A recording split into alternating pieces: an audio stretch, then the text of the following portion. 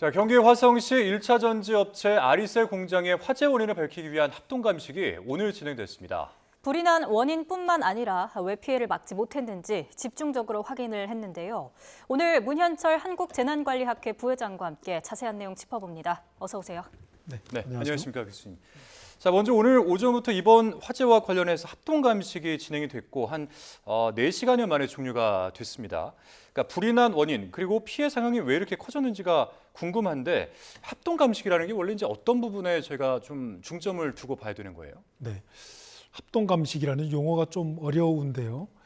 뭔가 그 사건의 원인을 조사하는 과정을 합동 감식이다 이렇게 설명을 합니다. 예. 근데 우리 이제 지금 이 화재의 경우에는 왜 어디서부터 불이 발생을 했는지, 그리고 왜 이게 이렇게 커졌는지, 그리고 또 어떻게 해서 인명피해로 이어졌는지, 그리고 이 화재의 특징이 어디에 있는 것인지, 어떤 특성의 화재인지, 그리고 그러한 어떤 특성의 화재를 잘 대비하기 위한 시스템은 구축되어 있었는지, 뭐 이런 것들을 종합적으로 여러 부처가 함께 모여서 조사하기 때문에 합동 감식이다 이런 용어를 쓰고 있습니다. 예, 그렇군요.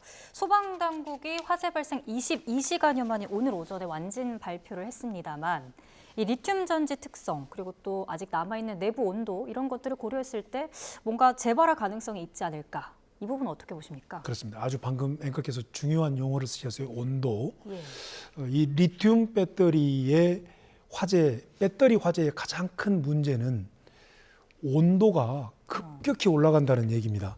바꿔 말하면 이 배터리 안에 있는 구조상의 메커니즘상의 특징에 기인해서 즉 양극과 음극이 만나지 않게 하기 위해서요. 예. 플러스와 마이너스가 만나면 불꽃이 생기지 않습니까? 그걸 방지하기 위해서 가운데에 분리막이라고 하는 것이 있는데 이 분리막이 손상됨으로써 플러스와 마이너스가 만나버리니까 양극과 음극이 만나버리니까 열이 생기잖아요. 예. 이 열이 제어할 수 없을 정도 1000도씨까지도 열이 올라가 버리는 거예요. 이 과정 속에서 전해 액들이 가스화되면서 폭발 현상이 발생해 버리는 겁니다. 네. 자, 이러기 때문에 이러한 그 온도의 문제가 제어가 잘 안 되기 때문에 진화가 일반 화재와 달리 빨리 안 된다. 일반 화재는 화재의 3요소, 연료 물질, 산소, 불꽃 이 셋 중에 하나만 차단시켜버리면 불이 꺼져버립니다. 예. 연료 물질에 물을 뿌려버린다 할지 소화기로 산소 공급을 막아버린다 할지 예. 이러면 불이 꺼지는데 이 리튬 이온 배터리 화재는 온도 제어가 가장 큰 관건이다. 그리고 또 특수한 것이 수소라고 하는 가스가 방출이 되면서 예. 물을 만나면 방출이 되면서 여기서 이제 더 큰 또 어떤 폭발을 일으켜버린다. 이런 것들이 두 가지 특징이 있겠다 이렇게 설명할 수가 있겠습니다. 네. 근데 이제 저희가 이제 공개된 CCTV를 보게 되면은 초기 상황에 대한 지금 이제 영상에 나가고 있는데 이제 이렇게 1차 폭발이 일어났고 2차 폭발까지 이어진 다음에 이후에 이제 28초 만에 3차 폭발까지 일어났습니다. 그리고 나서 근로자들이 뭔가 이 화재 진압에 나서는 모습을 확인할 수가 있는데 아까 이제 교수님께서도 말씀하셨던 것처럼 소화기 분사를 통해서 산소를 산소를 차단하려는 네. 그런 모습을 볼 수가 있는데 그럼에도 이 초기 진압이 좀 어려웠던 이유는 어디 있다고 보십니까? 네, 이거 역시 리튬 배터리에 대한 이해가 된다면 예. 저런 현상이 벌어지지가 않습니다. 자, 무슨 얘기냐면 그러니까 뭔가 잘못됐다 이게 전제가 되어 있는 거예요. 그렇습니다. 예. 그러니까 지금 저 화면은 일반 화재를 대비하는 아주 일반 화재가 발생했을 때 소화기로 대응하는 그 대응 상황이 발생한 겁니다. 예. 그런데 저기서 벌어지는 화재는 우리가 지금까지 경험을 많이 해보지 못했던 새로운 유형의 화재가 지금 등장하고 있는 겁니다. 그게 배터리 화재인데요. 리튬 배터리인데 이 리튬 배터리는 양극과 음극 그 사이에 있는 분리막이 제 기능을 못하는 과정 속에서 예. 고열이 발생하고 이 고열이 전해질을 가스화를 해버리고 이 가스들이 폭발해버리는데 이게 순식간에 단계적으로 벌어진다는 얘기입니다. 예. 저 화면은 그러한 단계적인 과정들이 여실히 나타나고 있는 것이다. 그런데 저기에는 일반 소화기를 사용해서는 안 되는 것이다. 그럼 어떤 소화기를 사용해야 되는 네, 거예요? 소화기의 종류는 저 뒤에서도 말씀이 나오겠지만 예. A, B, C, D급 화재의 유형에 따라서 소화기 종류가 있는데요. 네. 핵심적으로 말씀드린다면 이 리튬 배터리 화재, 금속 화재에는 D급 소화기를 D급. 사용해야 됩니다. 예. D급. 그런데 이 D급 소화기도 100% 성능을 또 우리가 담보할 수는 없는 겁니다. 초기에는 어느 정도 효과가 있을지 모르지만 네. 그런데 화면에 있는 것처럼 저렇게 많이 적재되어 있는 상태에서는 리튬 배터리 화재에는 연쇄 반응이 일어나기 때문에 예. 하나의 배터리가 열을 발생을 해서 전해액이 가스화돼서 폭발을 해서 화재로 이어지면 그게 바로 옆에 있는 다른 배터리들로 그렇겠죠. 예. 영향이 주어지기 때문이죠. 예. 그렇습니다. 네. 화재 유형에 따라 소화기가 구분이 되는데 이런 네. 금속 화재에 대해서는 D급 소화기를 사용할 필요가 있다. 이렇게 그렇습니다. 지적을 해 주셨습니다. 그렇습니다. 또 아리사엘 대표 등이 또 대국민 사과문을 발표했습니다만 이 리튬 전지 위험성 고려해서 분말 소화기 배치했다 이렇게 전하기도 했는데 네. 어쨌든 안전 관리가 애초에 제대로 되지 않았다 이렇게 보면 되겠습니까? 지금 저 화면상으로 봤을 때는 예. 인식 자체가 잘못되어 있다. 그러니까 분말 소화기라는 게 그럼 몇 급 소화기입니까? A급에서 사용하는 겁니다. 아, A급이라고- 거기부터 잘못된 거네요. 그러니까. A급 소화기, A급 화재라고 하는 것은 예. 타서 없어져 버리는 예. 뭐 나무나 종이 같은 것들. 그러니까 이건 매우 초보적인 화재인 것이고 예. 저 화재는 D급, 바꿔 말하면 배터리 공장에서는 D급 소화기가 배치되어 있었어야 됐고 그러면 그 D급 소화기라는 것이 어떤 형태입니까? 분말이 아닙니까, 그거는? 이제 뭐 특수한 그런 그 화학적 그런 소재인데요. 예. 그거 조금 설명하기가 좀 시간이 아, 걸립니다만은 그렇습니까? 예. 그러니까 지금 중요한 것은 화재의 유형에 맞는 소화기가 사용이 되어야 된다. 네. 그런데 지금 금속 화재 그리고 이런 그 배터리 화재에서는 D급 소화기도 그 100% 성능을 보장하기가 어렵다. 그래서 네. 우리에게는 굉장히 큰 숙제다. 이제 그래서 지금 연구 개발 중인 게 있습니다. 예. 그게 뭐냐면 말씀드렸던 것처럼 네. 이 화재는 리튬 배터리의 기본 개념을 잘 이해하면 충분히 답이 나온다는 거죠. 계속 말씀드리지만 이 양극과 음극이 있고 이 사이에 예. 분리막이 있고 예. 또 요 사이에 전해질이 있는데 문제는 분리막이 제 기능을 잘 못하는 거잖아요. 이 분리막은 고온, 고압, 다습에 약합니다. 근데 이 분리막이 제대로 역할을 하기 위한 연구들이 이루어지고 있습니다. 이 분리막을 실리콘 뭐 코팅을 한달지 예. 또는 뭐 여러 가지 그런 기법들이 공학적으로 연구되고 있고요. 또 양극과 음극들이 부피가 커지지 않도록 하는 그런 방법. 예. 그다음에 전해액들이 또 이렇게 액체가 아닌 고체로 이렇게 변화한달지 예, 예. 이런 연구들이 이루어지고 있는 겁니다. 예. 그러니까 지금 이제 이 사건에 대해서 조금 더 저희가 깊이 이야기를 해보면 네. 이제 또 CCTV 화면이 계속 나오고 있습니다만 네네.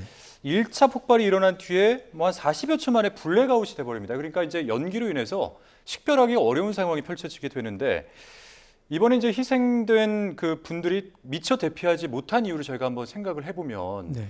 이 연기 때문이라고 봐야 될까요? 아니면 이 순식간에 번져나가는 화재 때문이라고 생각을 해야 될까요? 두 가지 다입니다. 아, 네. 그 두 가지 다른 얘기가 무슨 얘기냐면요. 첫 번째 연기는 지금 배터리 공장 화재에서만 연기가 나는 게 아니고 일반적인 실내 화재에서는 반드시 저렇게 연기가 많이 납니다. 그리고 그 연기가 유독가스입니다. 예. 그래서 우리가 화재 대피할 때는 자세를 낮추고 연기 속에서 우리가 찾아가도록 하는 그런 훈련들을 많이 하는데요. 네. 화재가 나면 일반적으로 정전이 되고 많은 연기들이 있기 때문에 앞이 잘 안 보이는 것이 실내 화재의 일반적인 특징인데 이 배터리 공장에서의 화재는 좀 하얀 연기죠. 배터리의 폭발에서 나타나는 하얀 연기들이 나타나고 있는 것이고 이게 이제 예. 불산가스라고 하는 겁니까? 그렇습니다. 네. 아, 그런 그 가스의 특징에 기인한 연기들이 있지만 저건 실내 화재에서 일반적으로 다 있는 거다. 네. 그런데 저기는 특수한 연기다. 이렇게 말씀을 드릴 수가 지금 있습니다. 2층 구조도 보시고 계셨고요. 출입문 바로 앞에서 화재와 폭발이 발생을 한 겁니다. 이 구조가 또 대피를 더 어렵게 만든 거 아닌가 이런 의문도 들고요. 네. 또 화재가 발생했을 때 안쪽으로 다시 들어가는 사람들도 보였거든요. 네. 첫째는 이제 건축물 구조 자체도 잘못되어 있다고 평가가 되고요. 구조물 자체가 구조물 잘못됐다. 자체가 그러니까 예. 출입문이나 계단이나 이런 것들을 충분히 위험에 대비해서 계단 같은 것들, 출입문 같은 것들을 만들어야 되는데 예. 문제는 이제 출입문 앞에 완제품들을 저렇게 쌓아놓고 저쪽에서 불이 발생을 하다 보니까 네. 근로자들이 일단은 당황했습니다. 예. 근로자들이 당황하지 않았다면 좀 화상을 각오하고라도 목숨 걸고 저기를 통과해야 되는데 일단은 겁이 나니까 안쪽으로 대피를 해버린 거죠. 예. 이건 죽음을 향해서 간 겁니다. 대피할 곳이 없지 않습니까 지금? 그래서 가장 문제는 저 리튬이온 배터리를 출입문에다가 적재했다는 자체가 잘못된 거고 또 그 대피 방법에 대한 사전 교육이 안 됐던 걸로 예. 추정이 됩니다. 이 리튬이 위험물 안전관리법을 보면은 제3류 자연 발화성 물질 및 금수성 물질이다 이렇게 관리된다라고 하는데 뭐 비교적 안전한 물질이기 때문에 뭐 시중에 판매도 되지 않겠습니까? 근데 그렇지만 보관 수칙을 안 지키면 폭발 가능성 여전히 크다고 봐야 될까요?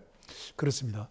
우리는 이 그 화성의 리튬 배터리 공장 화재를 통해서 우리가 교훈 학습해야 되는 것은 네. 우리는 이미 현대 문명에서 이 리튬 배터리를 생활 속에서 밀접하게 사용하고 있습니다. 모바일, 노트북, 그리고 뭐 전기 자동차까지 많이 사용하고 있고요. 또 우리 군사적으로는 또 안보 현장에서 여러 가지 용도로 배터리가 사용이 되고 있는데요. 이 배터리는 고온, 고압, 다습에 약하다. 네. 예, 그리고 충격에 약하다. 이 충격에 약하고 고온, 다습, 고열에 약한 것은 역시 그 분리막의 성능과도 관련이 있다. 하지만 이 문제를 극복하기 위해서 많은 연구가 진행되고 진행 있다. 중입니다. 하지만 우리는 내가 원치 않은 상황 속에서 고온, 고압, 다습 상황에 나의 모바일이나 내가 지금 휴대하고 있는 전자제품에 그런 배터리가 노출될 수가 있다. 그러면 어떻게 할 거냐? 일단 열이 발생한다. 예. 그러면 열이 발생한다는 것은 위험이 오고 있다는 징후다. 그러면 빨리 이 위험이 오고 있는 징후에서 벗어나야 되겠지 않습니까? 그래서 주변에 어떤 물건들이 없게 하고 그리고 어떤 그 덮어가지고 질식 그 좀 진화할 수 있도록 예, 하는 예. 그런 대비책들이 필요하다. 맞습니다. 이렇게 말씀드릴 수가 있겠습니다. 네, 배터리 화재에 대해서 또 진화 방법에 대해 학습할 수 있는 시간이 필요한 것 같습니다. 그렇습니다. 또 이 업체에서 지난 22일에도 리튬 전지로 인한 화재가 한 차례 발생했었다. 이렇게 확인이 됐는데 이 전반적 결함이 있었던 게 아니냐 이런 지적도 나오거든요. 배터리 예. 자체에 대해서요. 예, 방금 앵커께서 그 확인 말씀을 하셨는데요. 그게 정말 사실이라면 예. 또 확인되었다라고 하기 때문에 사실이겠죠. 이건 심각한 문제가 있는 겁니다. 일반 화재도 아니고 배터리 화재가 얼마 전에 발생을 했는데 이걸 은폐했다라고 하는 결론이지 않습니까? 이것은 있을 수가 없는 일입니다. 지금 이 화재는 특수한 화재입니다. 우리가 지금까지 경험해보지 못한 특수한 화재이고 앞으로 발생할 수 있는 화재인데 그러한 작은 화재가 발생했다면 그때라도 전부 다 업무를 중단하고 어떤 모든 시스템을 다시 정비하고 예. 개선했었다면 한 명도 죽지 않았죠. 근데 그걸 무시하고 은폐했다는 겁니다. 그래서 그 안전관리에 있어서 가장 큰 문제의 참사의 시작은 은폐로 시작되는 겁니다. 네. 알겠습니다. 자, 네. 지금까지 문현철 한국재난관리학회 부회장과 함께 화성 1차 전지 생산업체 화재 사건과 관련한 내용들 자세히 짚어봤습니다. 오늘 말씀 고맙습니다, 교수님. 고맙습니다. 감사합니다.